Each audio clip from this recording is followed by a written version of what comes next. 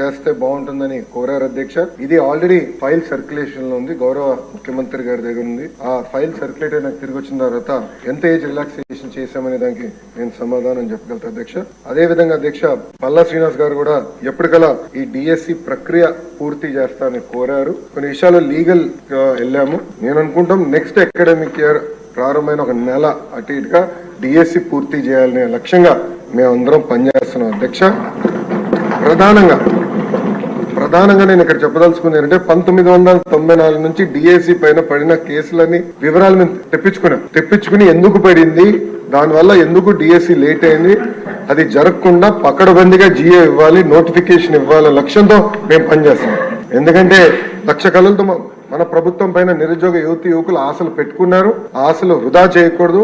చిత్తశుద్ధితో డిఎస్సి నిర్వహించి ఉపాధ్యాయులు మనకి అవసరం ఉంది అధ్యక్ష. అందుకే పకడ్బందీగా ఈ కార్యక్రమం పూర్తి చేస్తాం. ప్రధానంగా అధ్యక్ష, హెరాస్మెంట్ అనేది ఉండకూడదు. ఉపాధ్యాయుల బాధ్యత పిల్లలకి చదువు చెప్తాం. ఇన్ఫ్రాస్ట్రక్చర్ మానిటరింగ్ మేనేజ్మెంట్ మొత్తం ఇతర రాష్ట్రాల ఎస్టేట్ మేనేజర్స్ అనే పేరుతో అది మానిటర్ చేస్తున్నారు అధ్యక్ష. అట్లా ఒక ఆల్టర్నేటివ్ తీసుకురావాల లక్ష్యంతో మేము పనిచేస్తున్నాం. ఇప్పటికీ బాత్రూమ్ ఫోటోలు ఇవన్నీ కూడా ఉపాధ్యాయుల బాధ్యత కాదని చాలా స్పష్టంగా నేను చెప్తాం జరిగింది అధ్యక్ష. సో చాలా క్లియర్ గా ఆంధ్రప్రదేశ్ మోడల్ ఆఫ్ ఎడ్యుకేషన్ తీసుకొచ్చే బాధ్యత మేము తీసుకుంటాం అధ్యక్ష. చివరిగా ఒక మాట చెప్దాల్చుకున్నాం అధ్యక్ష. గతంలో కూడా ఉపాధ్యాయుల పైన వాళ్ళు ధర్నాలు చేసినప్పుడు అనేక కేసులు గత ప్రభుత్వం పెట్టింది.